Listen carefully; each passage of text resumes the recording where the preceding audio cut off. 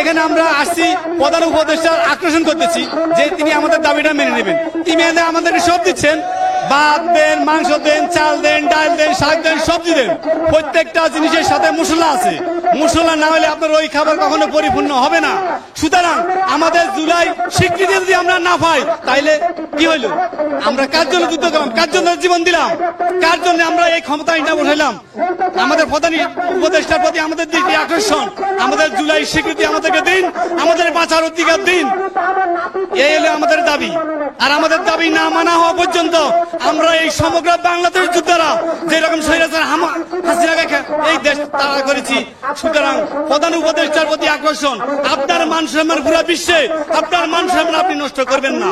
আমাদের যোদ্ধারা আমরা থাকার কথা ছিল মায়ের বুকে, আমরা কেন রাস্তায় ভিজতেছি? আজকে উত্তর দিয়ে যান, আমরা কেন রাস্তায় ভিজতেছি? আমরা এখানে আমার ফ্যামিলি বাসায়, তারা কি খেয়ে আছে?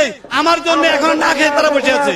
কেন কেন প্রধান উৎসাহ আমাদের দৃষ্টি আকর্ষণ করতেছি, আপনি যত দ্রুত সম্ভব আমাদের জুলাই স্বীকৃতি তাড়াতাড়ি করে দিয়ে দিন। এই বৃষ্টির ভিতরে আমরা এখনো ভিজতেছি। আপনি আমাদের গার্ডিয়ান, আপনার কাছে আমাদের এইটুকু আবেদন।